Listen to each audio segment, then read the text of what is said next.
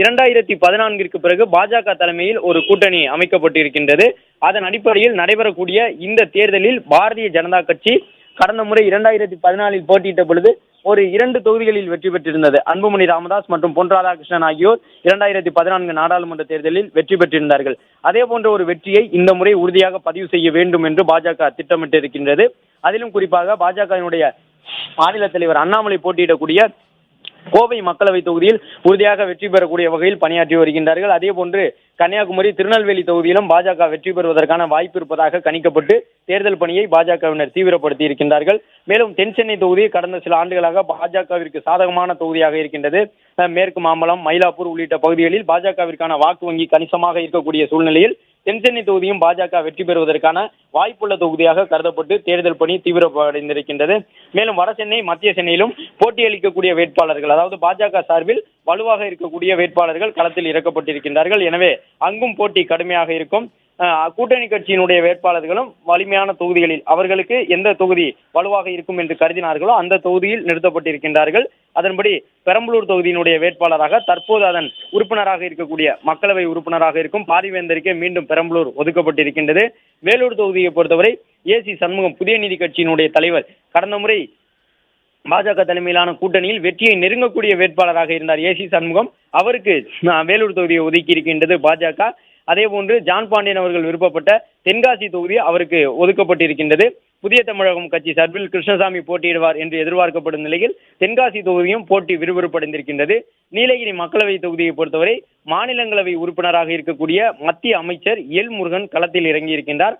ஆராசாவை எதிர்த்து அவர் நேரடியாக போட்டியில் இருக்கின்றார். கோவை தொகுதியை பொறுத்தவரை திமுகவினுடைய வேட்பாளர் முன்னாள் மேயருக்கு எதிராகவும் அதிமுகவினுடைய வேட்பாளருக்கு எதிராகவும் அண்ணாமலை களத்தில் நிற்கின்றார். அண்ணாமலை வேட்பாளராக அறிவிப்பு செய்யப்பட்டிருக்கின்றார். நீலகிரி தொகுதியினுடைய வேட்பாளராக எல் முருகன் அறிவிக்கப்பட்டிருக்கின்றார். கிருஷ்ணகிரி தொகுதிக்கு நரசிம்மன் வேட்பாளராக அறிவிக்கப்பட்டிருக்கின்றார். வேலூர் தொகுதிக்கு ஏசி சண்முகம் வேட்பாளராக அறிவிக்கப்பட்டிருக்கின்றார்.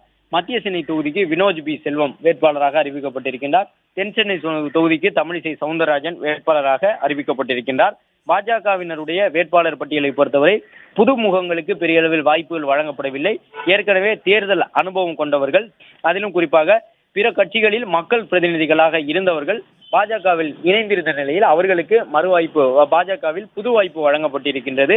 அதன்படி பாஜக சார்பில் போட்டியிடக்கூடிய அனைத்து வேட்பாளர்களுமே நட்சத்திர வேட்பாளர்களாக களமிறக்கப்பட்டிருக்கின்றார்கள். அதற்கு காரணம் வெற்றியை நெருங்குவது, கணிசமான வாக்குகளை பெறுவது, பாஜகவின் வாக்கு வங்கியை தமிழகத்தில் உயர்த்துவது என்ற அடிப்படையில் 2026 சட்டமன்ற தேர்தலுக்கு முன்னோட்டமாக பாஜக இந்த வலுவான வேட்பாளர்களை களத்தில் இறக்கி இருக்கின்றார்கள். ஒவ்வொரு வேட்பாளரும் பாஜக சார்பில் எந்த பகுதியில் செல்வாக்காக இருக்கின்றார்களோ அவர்களுக்கு அந்த தொகுதி ஒதுக்கப்பட்டிருக்கின்றது. இதன் மூலமாக அந்த இடத்தில் வெற்றியை பெற முடியும், வாக்குகளை கணிசமாக கைப்பற்ற முடியும் என்ற அடிப்படையில் பாஜக தன்னுடைய தலைமையிலான கூட்டணியில் பாட்டாளி மக்கள் கட்சி உள்ளிட்டவர்களை இணைத்திருக்கக்கூடிய சூழ்நிலையில் அந்த கட்சிகளுக்கும் இடங்கள் ஒதுக்கப்பட்டிருக்கின்றன.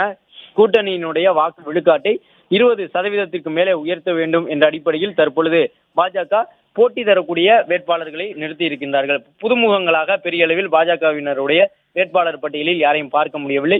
அண்ணாமலை, தமிழிசை சவுந்தரராஜன் உள்ளிட்டவர்கள் எல்லாம் போட்டியில் இருக்கின்றார்கள். நைனா நாகேந்திரன், பொன் ராதாகிருஷ்ணன், அதே போன்று பால் கனகராஜ் உள்ளிட்ட அனைவருமே ஏற்கனவே தேர்தல் அரசியலின் அனுபவம் கொண்டவர்கள்.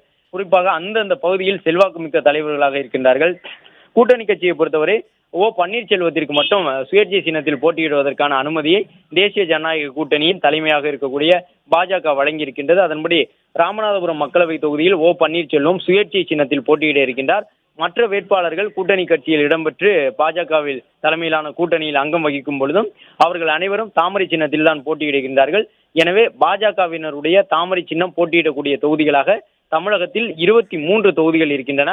புதுச்சேரி ஒரு தொகுதியையும் சேர்க்கும் பொழுது பாஜகவின் தாமரை சின்னம் தமிழகம் மற்றும் புதுச்சேரியில் இருக்கக்கூடிய 40 மக்களவை தொகுதியில் கிட்டத்தட்ட 50% தொகுதி என்று சொல்லக்கூடிய வகையில் 24 தொகுதிகளில் தாமரை சின்னம் களத்தில் நிற்கின்றது.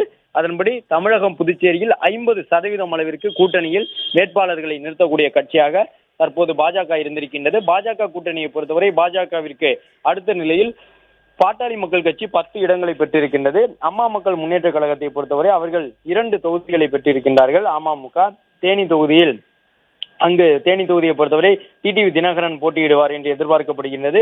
மேலும் அவர்களுக்கு திருச்சிராப்பள்ளி மக்களவை தொகுதியும் ஒதுக்கப்பட்டிருக்கின்றது. பாஜக போட்டியிடக்கூடிய வடக்கு மற்றும் மேற்கு தொகுதிகளில் நேரடியாக திமுகவுடன் போட்டியில் இருக்கின்றது. ஒரு சில தொகுதிகளில் கம்யூனிஸ்ட் மற்றும் காங்கிரஸ் கட்சியுடனும் பாஜக களத்தில் நிற்கின்றது. அந்த புதுச்சேரி தொகுதியை பொறுத்தவரை காங்கிரஸ் வேட்பாளர்களுடன் பாஜக வேட்பாளர்கள் நேரடியாக களத்தில் நிற்கின்றார்கள். கன்னியாகுமரி தொகுதியை பொறுத்தவரையும் அந்த தொகுதியிலும் தேசிய கட்சிகளுக்கிடையே கடும் போட்டி நிலவுகின்றது. திருநெல்வேலி தொகுதியை பொறுத்தவரை நயினா நாகேந்திரன் களத்தில் நிற்கின்றார். அதேபோன்று வலுவான போட்டியாளர்களை திமுக மற்றும் அதிமுக கூட்டணியும் அறிவித்திருக்கக்கூடிய சூழ்நிலையில் திருநெல்வேலி தொகுதியில் போட்டி கடுமையாக இருக்கும் என்று எதிர்பார்க்கப்படுகின்றது.